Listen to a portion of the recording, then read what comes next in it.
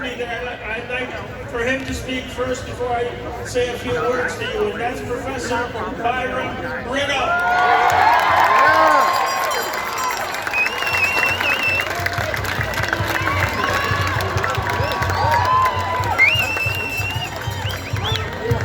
Thanks everybody for coming. It's great to be here. I'll tell you, as a faculty member and a professor, it's wonderful to be surrounded by so many critical thinkers. I miss that at my university. So I am an associate professor of viral immunology. I'm a vaccinologist. I published about vaccines. My funding is in the area of to work with vaccines. So I know all about these vaccines. I've received funding from the provincial and federal government to develop COVID-19 vaccines. Generally speaking, I love vaccines, but I do not love these current COVID-19 vaccines. And what I want to tell you is, I came forward quite some time ago once I realized that these vaccines were not working like all of our traditional vaccines. In fact, when these get injected in your shoulder, only about 25% of the dose remains in your shoulder, the rest goes throughout your body. And so there's lots of safety concerns about that, and I've been very public about it. But what I want to mention today is the cutting edge science that that's been coming out. So, just to make sure you're up to speed, a recent published study has shown that for males between the ages of 12 to 15, and many of you may know that I've got a special heart for our youth, for our kids, and for our college and university students. So for males between 12 and 15, they're at 6 times higher risk of having heart inflammation following the vaccine than they are developing severe COVID-19, okay? So that is an example right there where we should not be using this vaccine at all. We should not be mandating it. It's finally being acknowledged that many women are experiencing unusual vaginal bleeding following vaccination. Women have been fighting to have this recognized for a long, long time. It's only being recognized now by providing funding to conduct research to see if this might be real.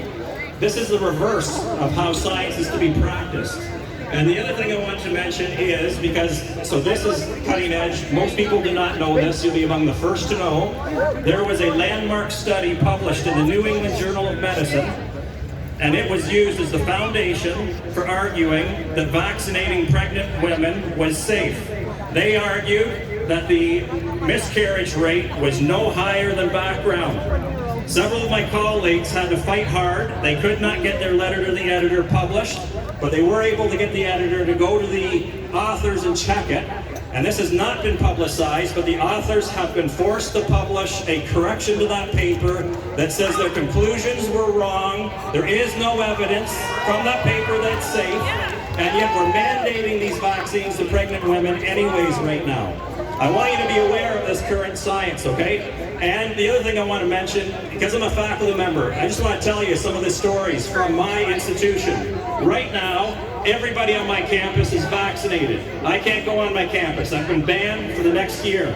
Everybody's vaccinated, and I'm asking them to look around. You don't need to be a scientist. Every student is masked. Every person on the campus has to distance. They have to stand on dots. They're told what door to go in, which one to go out, when they can go in the door, when they can leave the building. Everything is being monitored and policed. There have been limitations placed on how long they can spend in the cafeteria and how they have to eat within a certain time frame, and they have to remask.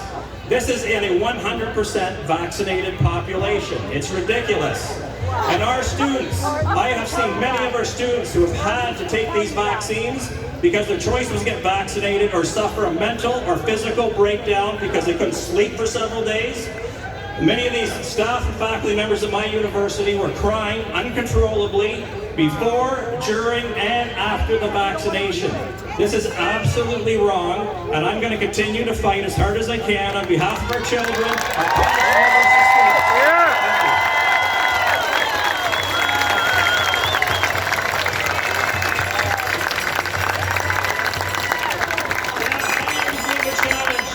It's hard to follow him. He's the only expert here today, and we should listen to what he's got to say.